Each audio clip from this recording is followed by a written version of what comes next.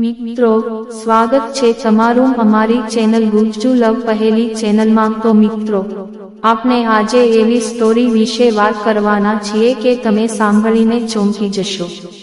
આ એક વર્ષ પહેલાની વાત છે। મારા મમ્મી પપ્પા એક અકસ્માતની અંદર મૃત્યુ પામ્યા હતા। હું બિલકુલ એકલો થઈ ગયો હતો જ્યારે મારી ઉંમર 17 વર્ષની હતી। મારા કાકા કાકી હતા પણ તે બીજા શહેરમાં રહેતા હતા। મમ્મી પપ્પા ગુજરી ગયા પછી મારા કાકા કાકીએ મને સહારો આપ્યો અને તે મને તેમની સાથે લઈ ગયા। તેમને કહ્યું કે આજથી તું મારો છોકરો છે અને અમે બંને તારા માતા પિતા છીએ। કાકા મને ખૂબ જ પ્રેમ કરતા હતા। તેમને મને ક્યારેય એવું નથી લાગવા દીધું કે હું અનાથ છું। મારા કાકાને લગ્નને 5 વર્ષ થઈ ગયા હતા પણ તેમને કોઈ સંતાન ન હતું। તેમને મોટી હોસ્પિટલની અંદર પોતાનો ઈલાજ કરાવ્યો પરંતુ ડોક્ટરોએ તેમને સાફ કહી દીધું હતું કે તમારી પત્નીમાં એટલે કે મારા કાકીમાં કોઈ એવી બીમારી છે જેને કારણે તેઓ માં બનવાનું સુખ આજીવન પામશે નહીં। પરંતુ મારા કાકી આ વાત માનવા માટે તૈયાર નહોતા। તે એમ જ કહેતા કે તમારામાં એટલે કે મારા કાકામાં કંઈક છે, કંઈક તકલીફ છે।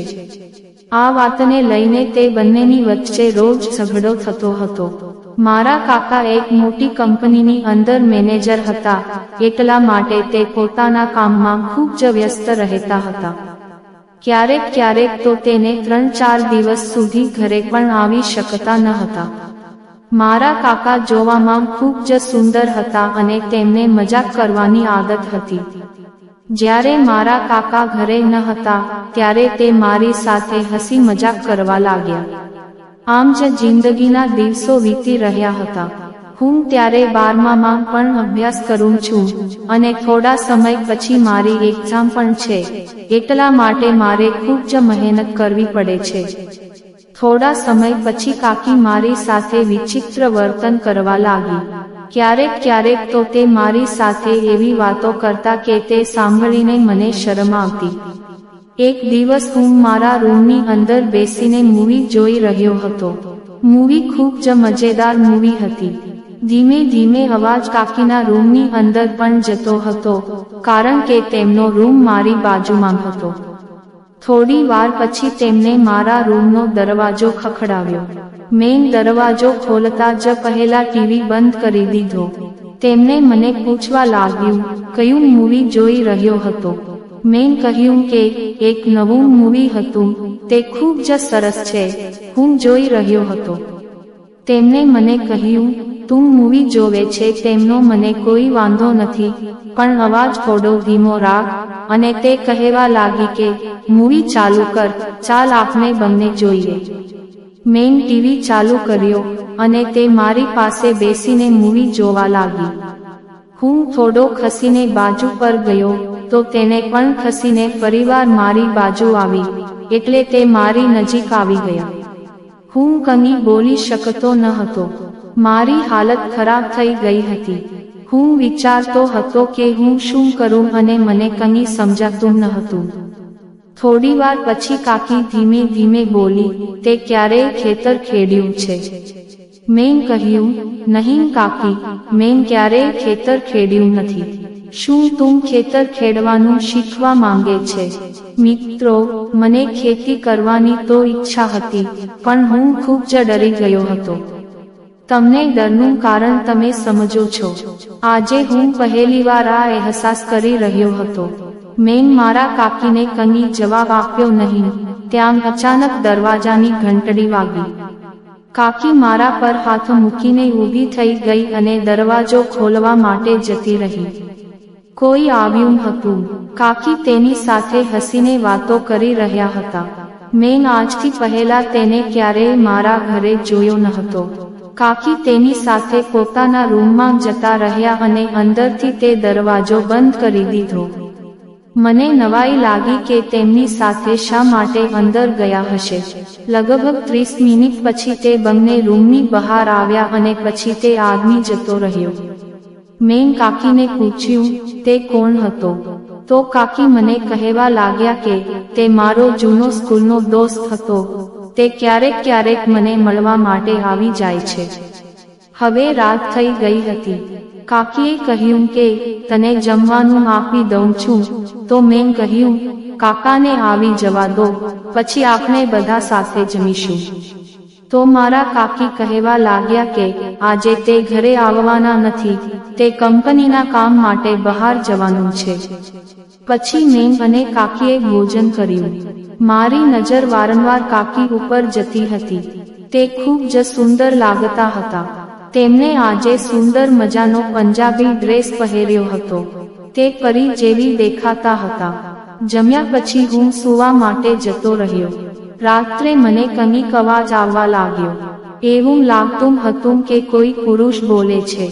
હું મારા રૂમમાંથી બહાર આવ્યો. મેં જોયું કે કાકીનો દરવાજો થોડો ખુલ્લો હતો. હું ધીમે ધીમે રૂમની પાસે ગયો અને મેં નજર કરી તો જે સવારે આવ્યો હતો તે જ આદમી અત્યારે કાકીના રૂમમાં હતો. હું વિચારવા લાગ્યો કે આટલી મોડી રાતે તે મારા કાકીના રૂમમાં શું કરે છે. તે બંને વાતો કરી રહ્યા હતા તો તે આદમી મારા કાકીને વારંવાર કહી રહ્યો હતો કે તું મારી સાથે આવ, હું તને ખૂબ જ ખુશ રાખીશ. હું તને કોઈ પણ વાતની ખોટ આપવા નહીં દઈશ. આપણે બંને લગ્ન કરી લઈશું. તું તારા પતિને છોડી દે. મારા કાકીએ કહ્યું, કાલે હું તારા ઘરે આવીશ અને આપણે બંને ત્યાંથી કોર્ટમાં જઈને કોર્ટ મેરેજ કરી લઈશું. હું વિચારવા લાગ્યો કે મારા કાકા મારી કાકી માટે આટલું બધું કરે છે અને તેમને જે જોઈએ છે તે દરેક વાતનું ધ્યાન રાખે છે, અને મારા કાકી મારા કાકાની પીઠ પાછળ તેમને દગો આપી રહી છે. તેની વાત સાંભળ્યા પછી હું મારા રૂમમાં ગયો અને સૂવાની કોશિશ કરવા લાગ્યો. સવારે જ્યારે હું જાગ્યો ત્યારે મારા કાકા ઘરે આવી ગયા હતા.